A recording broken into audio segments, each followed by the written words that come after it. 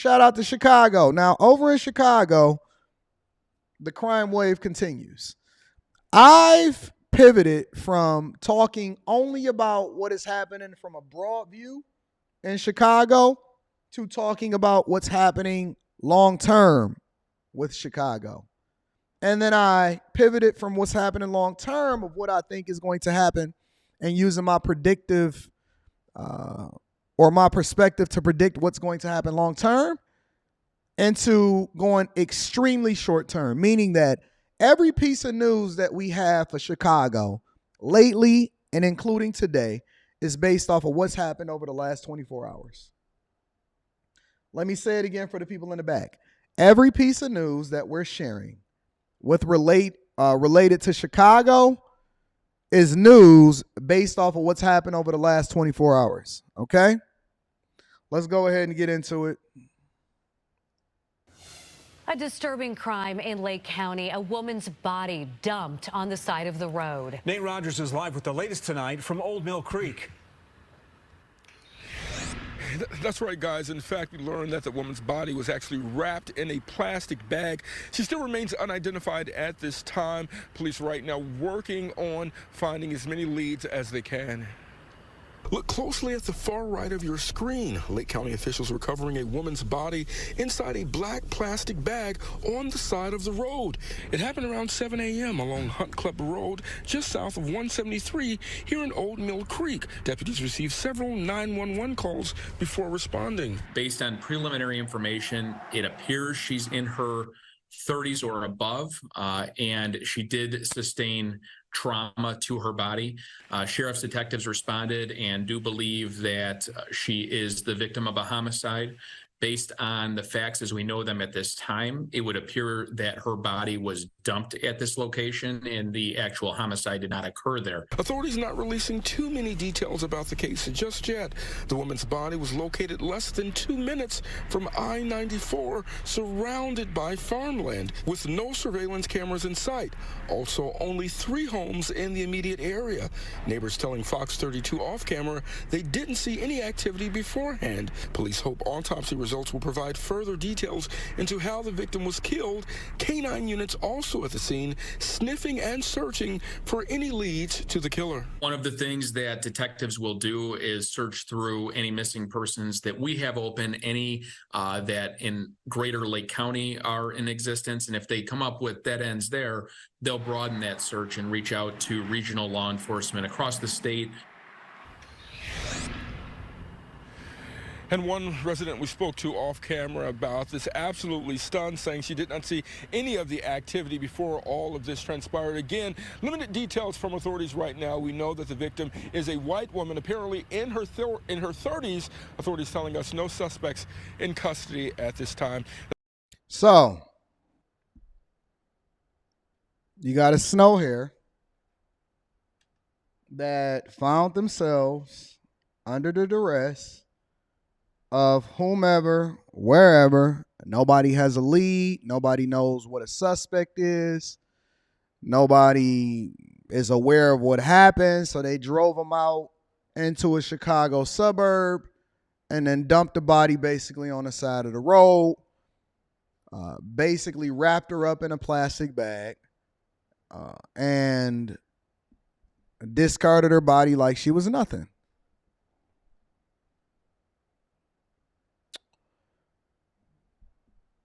And you don't think that spirits are real, or that we're living in the end of times, or that we're battling against spirits and principalities? Oh. It's real. It's realer than ever.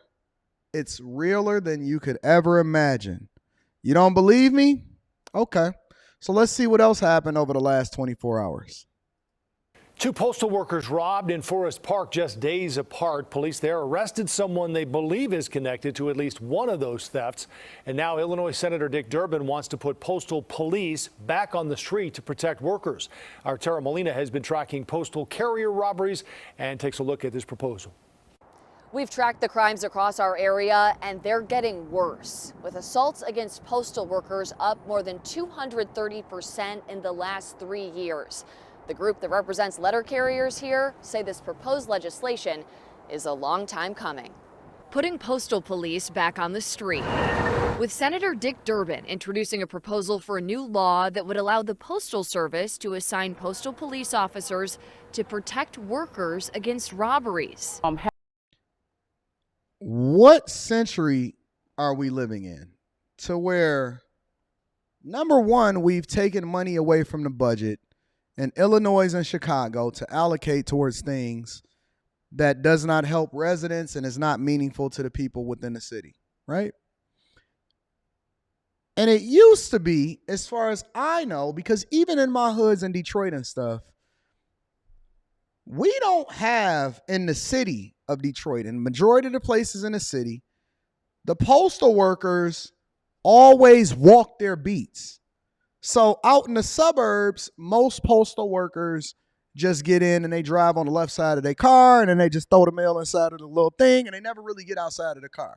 But inside of the city of Detroit specifically, and I'm assuming it's the same over in Chicago, postal workers walk their beats, meaning that they have to park their car, fill their bag up with mail, and then continue to go door to door, hood to hood, space to space, and then throwing mail inside of the mailbox.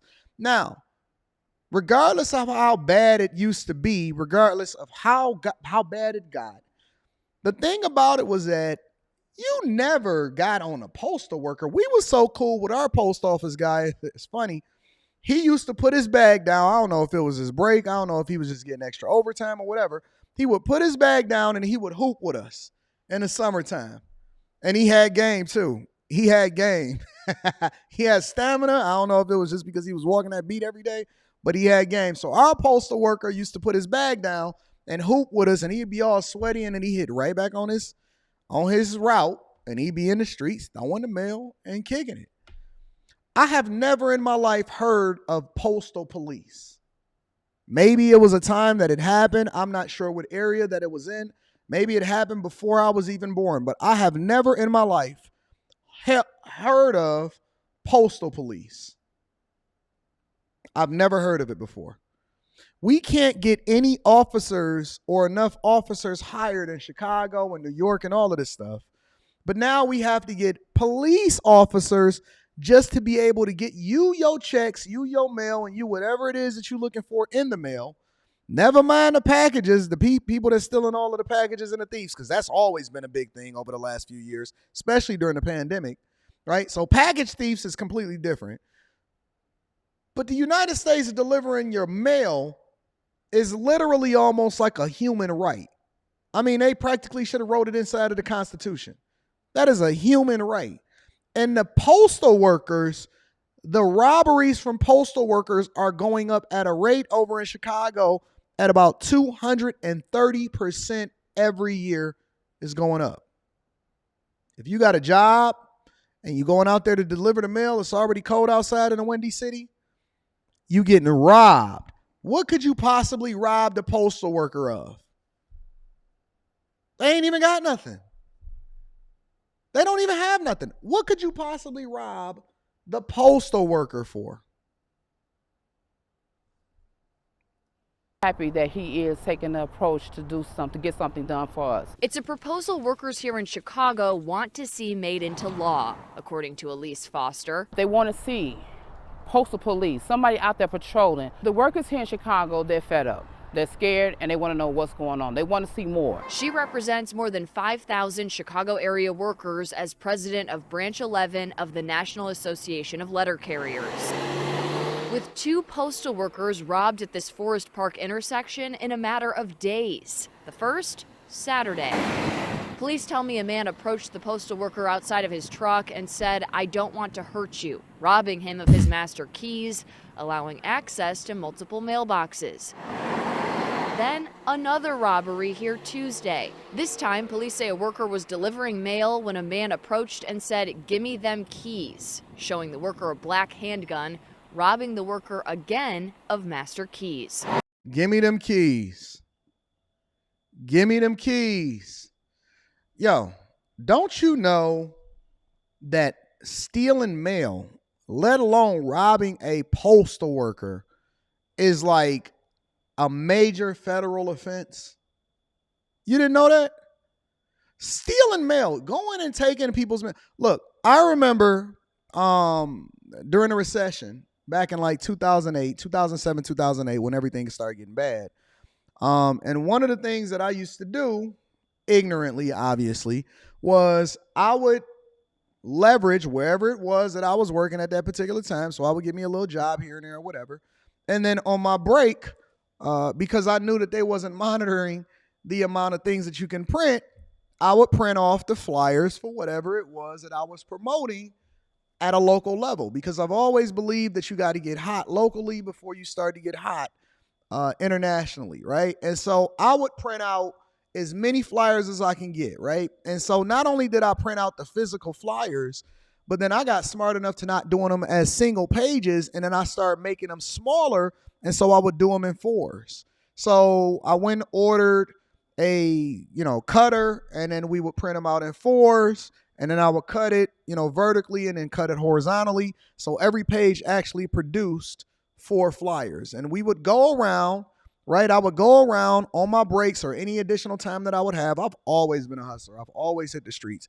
I would go around and I would drop a flyer in everybody's mailbox, everybody's mailbox, everybody's mailbox, everybody's mailbox. I would hit every mailbox with flyers. Well, what I didn't know was that you are not supposed to be putting flyers inside of people's mailbox. You can attach it with a rubber band on the front of their door. You can put it on the bottom of the stand or something like that. But I quickly found out the hard way, because me, I was going to hit every single house, every single street, hitting the suburbs, the city, and everything, right? I quickly found out as soon as I start getting into the more affluent areas, police was like, "Hey, you can't be putting flyers inside of the postal. If that's not official mail, you cannot be stuffing your own personal stuff inside of the mailbox." I didn't know. I was going to learn that day. So basically what you have to do, and part of the reason that they were doing that was because they're encouraging you to get basically a paid mailing, right? So I think that you have to go through the post office, go to get a paid mailing at that time, and then they would make it a part of like the Sunday paper or whatever like that. And so when your Sunday paper get delivered or something like that, it then goes out to all of the different places and the locations, so you would have to get it paid. Well, Anton wasn't trying to pay no money, so I had to readjust and figure out what my foot campaign was going to be. My point is this. They was not playing even when I was just trying to put my flyer inside of a mailbox, and y'all are out here basically finessing and stealing, killing, and robbing postal workers. Do you know that they will take you to jail and throw away the key? They will take you to jail and throw away the key. If they look, it's not even like a regular offense towards a regular person, as bad as that is, because that's a felony too. But when you put your hands or rob or stop somebody from being able to deliver the mail, they will throw away the key. They do not play no games when it comes to these postal workers. But apparently the people in Chicago, they got balls. They ballsing. Forest Park Police and U.S. Postal investigators just arrested a man they believe is behind at least one of those robberies. He dropped a loaded gun during an attempt to get away from police during the arrest. We the ones that's on the street. Foster tells me it's an example of what workers in Chicago are dealing with far too often, and it's time for change. Leave us alone. Flip that. Flip side, let me tell you what else has happened over the last 24 hours. Just one of about 8 different videos that I had to be able to choose from. Let me tell you what else is going on. More breaking news tonight from Chicago's West Side. 4 people shot in the city's Holman Square neighborhood. Police are still on the scene right now. We're told a 30-year-old man is in grave condition. The 3 other victims are women. One of them is in serious condition. Have you noticed a pattern that as we navigate through, and I do this early part of the show where I'm basically showing you what's happening as far as crime across the country, that the majority of the people that get assaulted, that get shot, that get hurt, that end up in a body bag and is on the side of a road is women? One man, 30 years old, survived. All the other 3 of them was women. One man shot. In this particular instance, the other 3 was women. That's just in that one particular clip. The other clip, a woman on there advocating for y'all to leave them alone so that they can deliver the mail. The other clip, woman found in a black plastic bag, rolled up, dumped on the side of the road. Investigators say it's a strong possibility that that whatever it is happened to her, anticipating it being ruled as a homicide, happened away from it. Then they wrapped her up in a body, tossed her in a car, and then dumped her on the side of the road. All of this is in Chicago or the Metro Chicago area. Two things that we can take from it. Again, I will not let up. I will not sleep until we start to rein in things, invest more into the things that actually matter on the behalf of the residents, change the culture, and then last but not least, ladies.